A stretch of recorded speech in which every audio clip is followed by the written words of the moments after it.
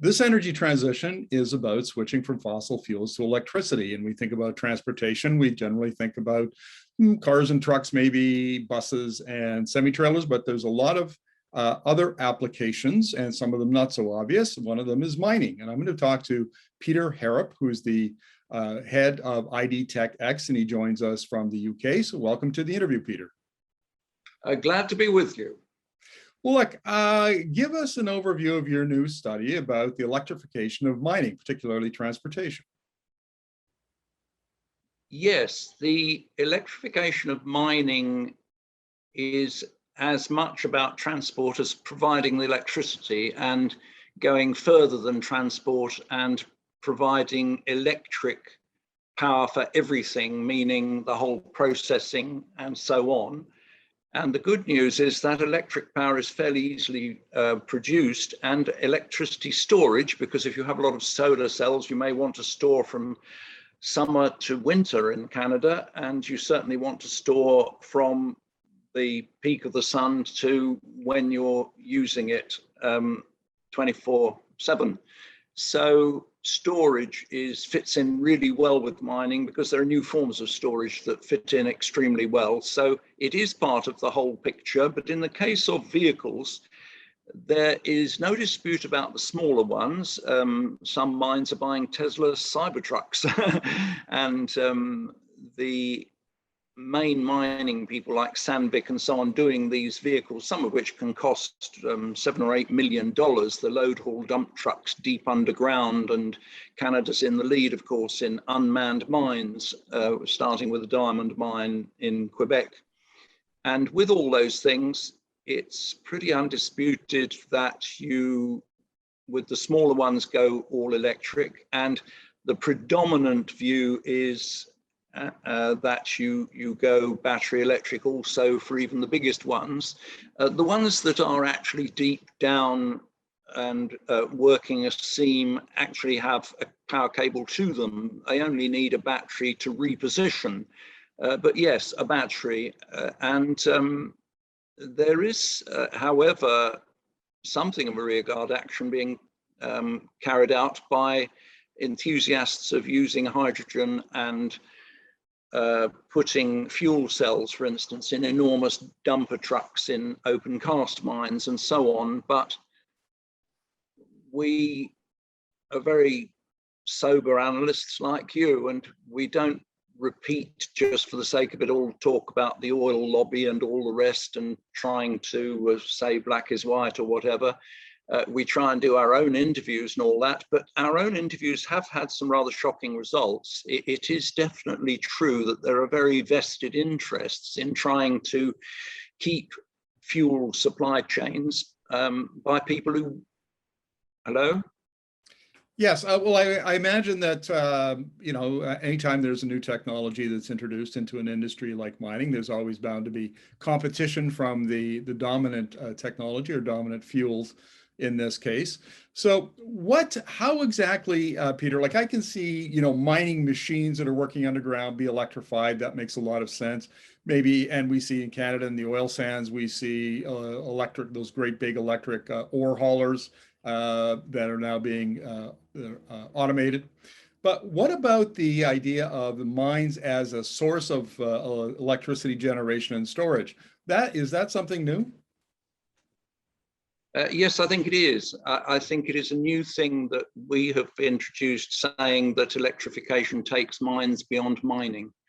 We believe that the forms of electricity generation and the forms of electricity storage that are coming in now, it's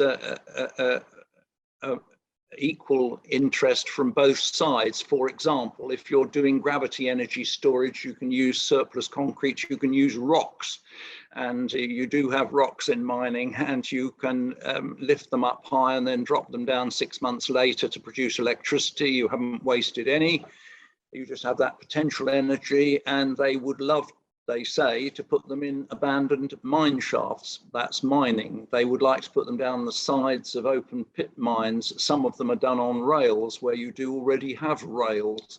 And so you could have that even while you're continuing to work the mine, not when it's finished. Of course, it repurposes a mine to be an energy source rather than having a very considerable cost from making good with no payback. However, you know, mines are around sometimes 80 or 100 years, and so that's not necessarily a top priority in terms of planning of a large number of mines. However, it continues much more widely. If you say mines are the tens of thousands of gravel pits and marble quarries and mountain quarries for granite and so on, then you have a situation where you can do the gravity storage, but also you have people knocking on your door as a mining company saying, have you got any underground salt caverns? Well, some mines do, because we want to do compressed air energy storage, and it's best done in a mine with salt caverns. And other people say, well, actually, we'd like to produce the solar on water because that keeps the silicon cool and you get much more electricity. And gravel pits, another form of mining, if you like, are often flooded, and you have large areas of water and you can put solar panels on them. So marriage made in heaven is the phrase. So is this a case of innovation that's being undertaken primarily in the wealthier countries like Canada or the UK, or are we going to be seeing this kind of innovation spread out geographically into the developing countries as well? I think, yes, the developing countries tend to be hotter, and the developing countries have a wonderful opportunity with solar power anyway. Mining is just part of it. So solar panels are coming down in price. They've come down 95% in the last 15 years or so. So affordability is not particularly an issue. So the answer is everywhere.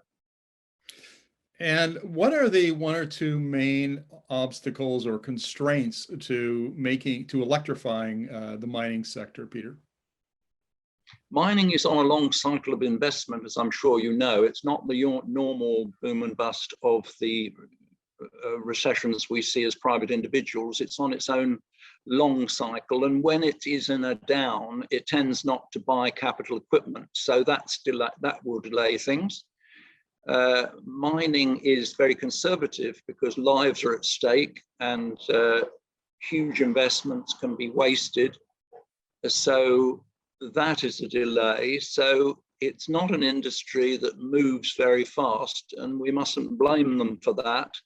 However, it's very like your Tesla car in that we're moving to the point where it doesn't matter if you want to save the planet or not. You can't afford not to do it.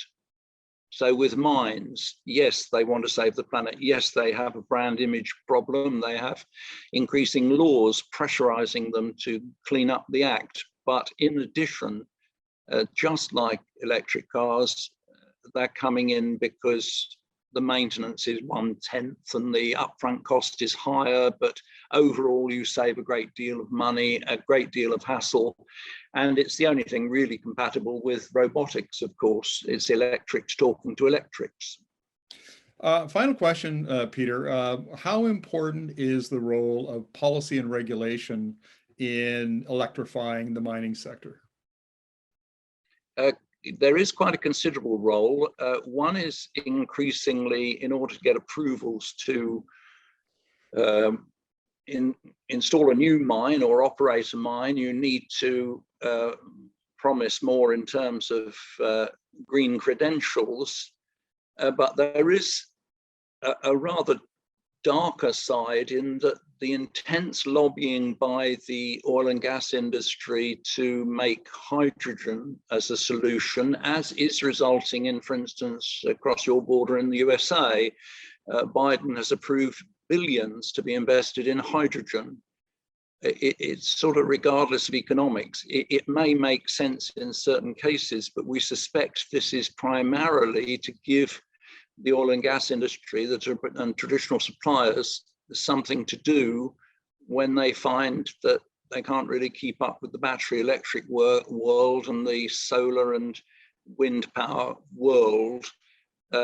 Yes, you can use your solar and wind power to make hydrogen on site, But as a 5-year-old will tell you, if you go from electricity to hydrogen and back to electricity to operate your crushing machines and your vehicles, you lose an enormous amount. It is, as Elon Musk says, and so does Herbert Diess, the head of Volkswagen, say, it doesn't make sense. The physics just doesn't support it, even if you're not too worried about the highly explosive nature of hydrogen and the fact it leaks through anything, so you can't store it for long. So there will be niches, but I think the way legislation is going in a lot of the world, there is a bit too much encouragement of hydrogen economies in mines and elsewhere, beyond what the physics and the gaps in the market, the windows of opportunity would give you.